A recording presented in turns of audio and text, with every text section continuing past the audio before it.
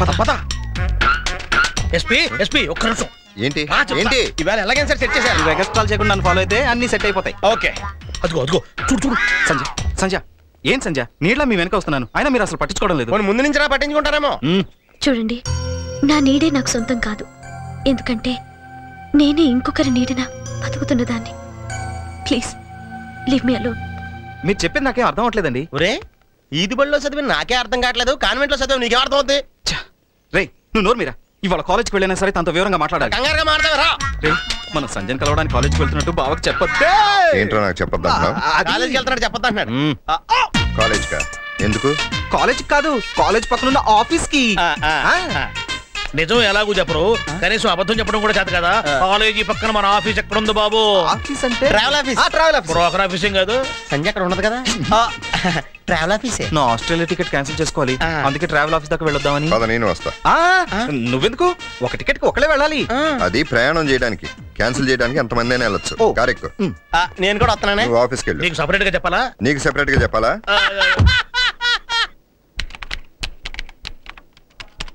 మీ పేరేంటో తెలుసుకోవచ్చా? సంయుక్త వర్మ. ఈ వర్మ ఎవరు? మీ భర్త? నో నో నో నో, అది మా సర్నేమ్. ఓ, నాకు ఇంకా పెళ్లి కాలేదు. మాకు ఇంకా పెళ్లి కాలేదు. ఆ విషయం ఆవిడ అడిగిందా? నో, అడగకపోయినా చెప్పడం మన ధర్మం కదా అని.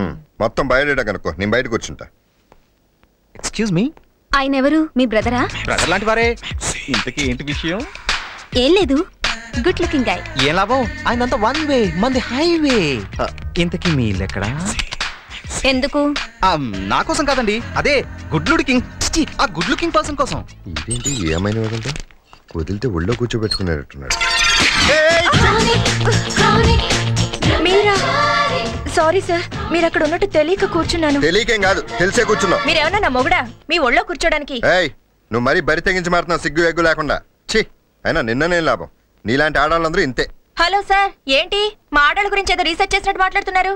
నా గురించి మీకు కొంచెం కూడా తెలీదు, కానీ మీ గురించి నాకు చాలా తెలుసు. ఏం తెలుసు? నా గురించి ఏం తెలుసు నీకు? పగలేమో మేమంటే అసహ్యం అన్నట్టు ప్రవర్తిస్తారు, రాత్రి కాగానే మా కోసం లొట్టలేసుకుంటూ చూడటం, పాటలు పాడడం, సిగ్నల్స్ ఇవ్వడం. ఎవరికి తెలియదు మీ బాగోతం? ఏయ్, అనవసరంగా ఎక్కువ మాట్లాడావంటే ఆడపిల్లని కూడా చూడండి. ఏం చేస్తారు? ఏం చేస్తానా? ఏం చేస్తారు? ఏం చేస్తానా? ఏం చేస్తారు? ఏం చేస్తా? ఏం చేస్తారు? ఆపండి.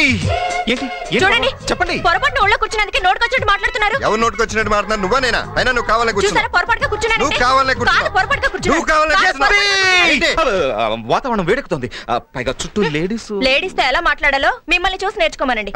నీ దగ్గర వీడి దగ్గర నేను చాలా నేర్చుకోవాలి. నీ బొందా వీడి పాడా. బావా అది కాదు బావా. బావా సారీ సిస్టర్, ఆయనకు కొంచెం చేదస్తం ఎక్కువ. చూసారుగా, పొరపాటున ఒళ్ళో కూర్చుంటే ఎంత గందరగోళం చేశాడు. పొరపాటునేం కాదు, కావాలనే కూర్చున్నా. కావాలని కూర్చున్నారా? దీనికి కారణం? లోకంలో అందరు మగాళ్ళు తన కాబోయే భార్య పవిత్రంగా ఉండాలని కోరుకుంటారు. అవును, కానీ ఎస్పీ తనకు తానే పవిత్రంగా ఉండాలనుకుంటాడు. అందుకే అతనే కావాలని కోరుకుంటున్నాను. I see, proceed. నేను ఎస్పీకి రిలేటివ్ ని, లవర్స్ కి గాడ్ ఫాదర్ ని. మీ లైన్ క్లియర్ అవడానికి మీకు అన్ని విధాలా సహకరిస్తానని మాటిస్తున్నాను. It always your faithfully brother Sri Kumar.